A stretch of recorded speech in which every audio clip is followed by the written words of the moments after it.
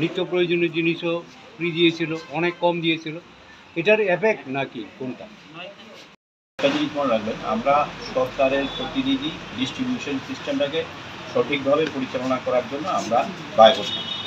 আর দ্রব্যমূল্য বৃদ্ধির ব্যাপারটা হচ্ছে, ধরুন কি হচ্ছে, সেটা সারা পৃথিবীর সঙ্গে দ্রব্যমূল্য বৃদ্ধিটা হয়।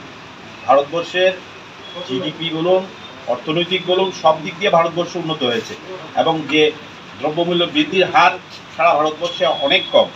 সেই ক্ষেত্রে ধরুন কখনো কখনো কোথাও না কোথাও অনেক সময় রাস্তা আজকে ধ্বংস করলো, যে তা হঠাৎ হতে পারে, সেই সময় হয়। আদারওয়াইজ তো দ্রব্যমূল্য সারা ভারতবর্ষের সঙ্গে ত্রিপুরা রাজ্য সামঞ্জস্য রেখেই কাজ করছে।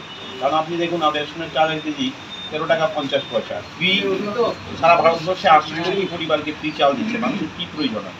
চাল, ডাল, বিপিএল কার্ডের জন্য স্বল্প মূল্যে ডাল দেওয়া হচ্ছে, চিনি দেওয়া হচ্ছে। সারা ভারতবর্ষের সঙ্গে অন্যান্য স্টেটগুলির সঙ্গে তুলনা করলে এখন ত্রিপুরা রাজ্যে এতগুলি জিনিস আর এত সুষ্ঠু এবং তো সুন্দর রেশনিং ব্যবস্থা চলছে, সেটা আমরা জোর গলায় বলতে পারি।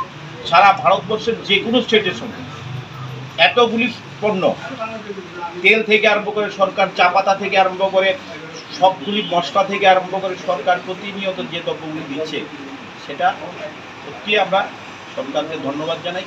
এবং পাশাপাশি আজকে এগুলি দেওয়ার জন্য আমাদের রেশন ডিলারদেরও রোজগার বৃদ্ধি হয়েছে। প্রধানমন্ত্রী যে বলেন বা মাননীয় মুখ্যমন্ত্রী জানেন যে মানুষের অর্থনৈতিক উন্নয়ন হয়, সেটা আমাদের উন্নয়ন হচ্ছে।